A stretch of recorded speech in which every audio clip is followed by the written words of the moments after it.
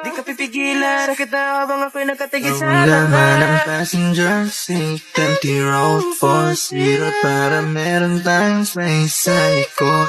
At sulikilan mo kung sisibi na tatlo kang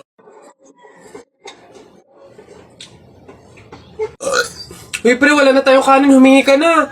Unli-rice naman to, eh. Dali na. Ba't ako? Ikaw na, pre. Nakakaya. Baka sabihin patay gutom pa ako, eh. Ikaw na, kaya mo na yan. Wala, nakakaya ba naman? Kanin.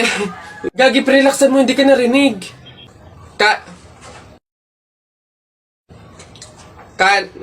Dali na. Wait na, nakakairit ka lang. Kuya. Ayun. Kanin. Ay, nakakaya. Ayan na mga kaya. Game. Sapa. Yan. Oy, last one. Ganto tayo. Yan. Yung ganda. Sige, sa akin ha. Uy, ang ganda dito. Tara, picture tayo. Let's G. 1, 2, 3. Ay, di ba bawal to? Alam ko pamahiin to na bawal mag-picture yung tatlong tao kasi mamamatay daw yung nasa gitna. Ha? So, mamamatay ako? Mamamatay, paano na ako? Yung pangarap ko, paano yung pamilya ko, mamamatay ako? Uy, easy. Kasalanan nyo itong dalawa, ang kakapal na mukha nyo. Tinuring ko kayo kaibigan, tapos tinraidor nyo lang ako, pinagplanuhan nyo itong dalawa, no? Ang kakapal. aray ko, yung puso ko, aray ko. Bay, tagal naman na order ko. Ay, ayun na. Hello, sir. Ito na po order nyo. Oh, ayan. Oh, ayan. Okay na po, 812. Hoy, teka, halika. Ay, sir, ano yan? Bakit dito ako kakain sa daon ng saging? Paltan nyo to. Nasaan ba yung manager nyo? Tawagin nyo nga. Ay, sir, good day po. Ano pong problema dito? Yan kasing service crew nyo, ay dito ako papakainin sa dahon ng saging. Ay, sorry sir, mali yun na ibigay. Dahon ba yun ng saging? Mali, dito pala dapat. Yan. Sa plastic kayo kumain. Ababastos nyo ha, ano ba problema ha? Hindi ko kasi alam kung bakit dito nyo ako pinapakain sa mga to. Hindi mo alam sir? Tignan mo yon. Ha? O, diba, CCTV? Ikaw lang naman yung lagi naming nahuhuling nangunguha ng mga plato namin. Hiyang-hiya naman kami sa'yo, ang kapal na mukha mo. Naubos na yung mga plato namin dahil sa'yo. Hindi ko alam kung bakit ang hilig-hilig yung manguha ng mga kasangkapan ng mga fast food chain. Tapos magtatanong ka pa kung bakit diyan ka namin pinapakain. Swerte mo pa nga may kakainan ka eh. Kainin mo yan. Nak? Oh, Nay, bakit? Mamaya, ilabas mo yung mga sopas at dadalaw daw dito sa burol ng lolo mo si Ate Telay mo. Ha? Si Ate Telay ma, yung ang anak is si Jacob? Oo, bakit? Naku, Nay, crush na crush ko yung dati pa. Wait lang, mag-ayos lang ako. Hoy, teka. Ha? Di ba sinabi ko na sa'yo, may pamahiin. Bawal magsuklay, bawal maligo, bawal magsalamin kapag may burol. Ha? Nay, ano ba yung pamahiin na yun? Hindi pwede. Nakakaya naman pag nakita ni Jacob na ganito itsura ko. Ikaw tumigil-tigil dyan sa kakirahan mo. Sumunod ka. Ayos. Uy, Mare, naku, condolence. Uy, Mare, buti, nakadalaw ka dito. Ito nga pala anak ko si Jacob. Hello po tita, may condolences po. Ay nako, sige, pasok kayo, kumain kayo dun, may sopas dun. Ang hirap naman pag walang salamin. Ano itsura na ito?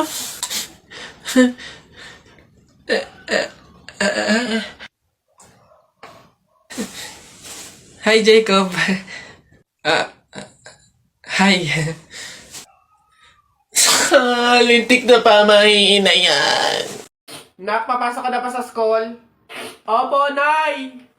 Magdala ka ng payong madilim sa labas, oh. Ha? Kala ko ba madilim sa labas? Bakit payong? Dapat flashlight. Bonak eh. Bonak? Anak, Bonak?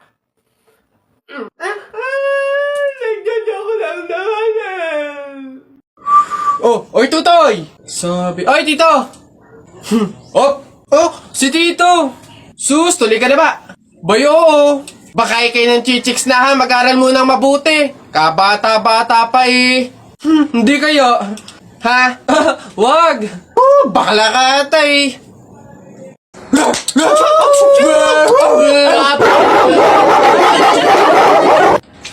Wala na.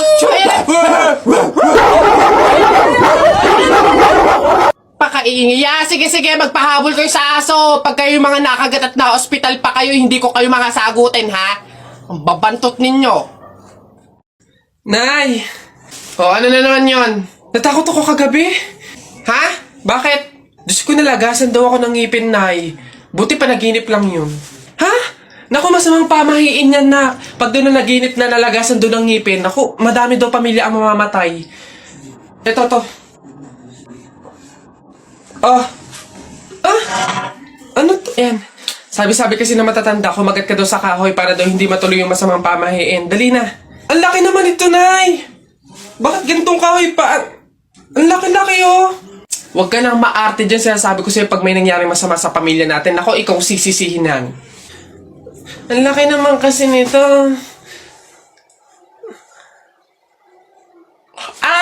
Mabuti nga yung sumunod ka sa pamahiin. Mas mabuti na yung siguradong walang mangyayari. Nay. Huh? Uy, Mare! Uy, Mare! Bakit? Napapansin ko, ba't parang ang lungkot mo ngayon? Nako, Mare, minsan kasi naiisip ko kung makakapunta ba ako sa langit pag namatay ba ako, ganun. Sus, yun lang pala eh. Alam mo, may solusyon ako dyan sa iniisip mo. Ha? Solusyon? Ano naman yun, Mare? Di ba mahiin? Alam mo, sabi kasi nila, 24 hours daw na bukas yung gate ng langit tuwing Pasko. So, kung sino daw yung namatay ng Pasko, swerte daw yun kasi daw, diretso na daw agad sa langit yun. So, Mare, tara na, let's G. Ha? Aba sira. Ay, bakit, Mare? Ipatingin mo na yung utak mo. Uy, pre. Bakit? Alam mo ba na pamahiin ng mga matatanda na pag daw may burol, bumulong ka dun sa patay ng kahit anong hiling mo, matutupad daw lahat yun. Ay, we? Sige nga, try nga. Ako muna. Wish ko sana magka-Ferrari ako, tapos 1 milyon, tapos mansion. Nice! Ako naman. Wish ko sana mabuhay ka. Sira ka, gagi, ba't yun yung winish mo? Hindi naman kasi totoo yan. Nagpauto ka na naman, paniwala ka na naman. Bitawan mo! Pre, patay ako. Bakit? Bagsak ako sa lahat ng exam. As in, lahat ng subject bagsak ako. Paano nangyari yun? Ginawa mo ba yung sinabi kong pamahiin sa'yo na kapag may exam, maglagay ka ng libro sa ilalim ng unan bago matulog? Yun nga ginawa ko naman yung sinabi mong pamahiin Kaso, ewan ko ba't hindi gumana? Yun naman pala nakalimutan mo pa rin yung review mo? Ha? Ay, kailangan ba mag-review? Ay, naku naman. Naglalagay ng libro sa ilalim ng unan bago matulog kapag may exam para hindi makalimutan yung ni-review.